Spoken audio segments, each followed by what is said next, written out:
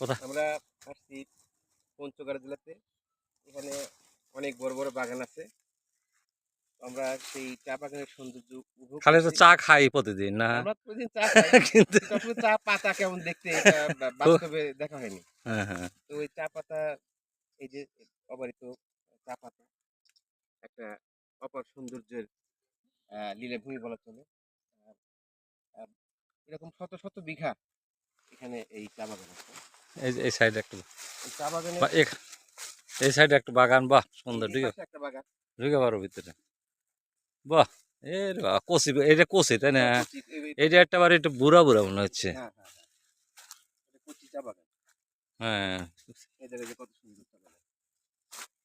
ভিতরে ঢুকে হুম, ওভারই তো। অবারিত অপরাজিত সৌন্দর্য। তোর অনুভূতি কি এই মানে সুন্দর জায়গায় এসে? একটা অসাধারণ রোমাঞ্চকর অনুভূতি। এবং মাঝে, মাঝে আসলে এই সমস্ত জায়গাতে অবশ্যই ঘোরা দরকার। মানসিক রিফ্রেশমেন্ট এর জন্য এগুলো আমাদের অবশ্যই ঘোরা দরকার। যে একটা চা তুলবে নাকি এই যে পকেটে? এই যে কচি না? কচি চা আহ, পাতা তুলছি। এই যে আহ, কচি চা পাতা। আহ। এটা একটা রোমাঞ্চকর অনুভূতি। এগুলোই আমরা এই চা এগুলো রিফাইন করে এগুলো খাই।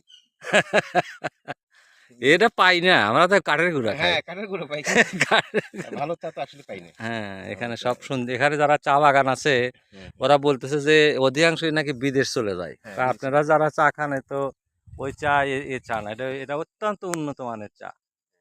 এই চাটা আসলে বলতেছে ওনারা ওই যে কারখানার সামনে বিশাল বিশাল সব কারখানা আছে, ওনারা বলতেছে যে এগুলো বাইরে আমরা রপ্তানি বেশি করি, এখানে বাংলাদেশ সঠিক মূল্য দিতে পারে না। হ্যাঁ, তে আসলে দেখি আমরা যদি সুযোগ হয় আমরা কিছু চা নিয়ে যাব নাকি হ্যাঁ, ঘরের চা, এখানকার এই রিয়েল চা রিয়াল এগুলো চা। আমরা নিয়ে যাব। আর আরেকটা কথা যে আমরা পাশে একটা দোকানে চা খেলাম তাই হ্যাঁ, না, অপূর্ব স্বাদ। মানে দুধ চা মানে নিয়েছিলাম একটা, সঙ্গে সঙ্গে ওই কাপেই আবার আমরা দুইজন আরেকটা করে হ্যাঁ, আরেকটা করে চা আর নিছি। এই ন্যাচারাল চা আমরা নিয়ে যাব, যে দামি হোক।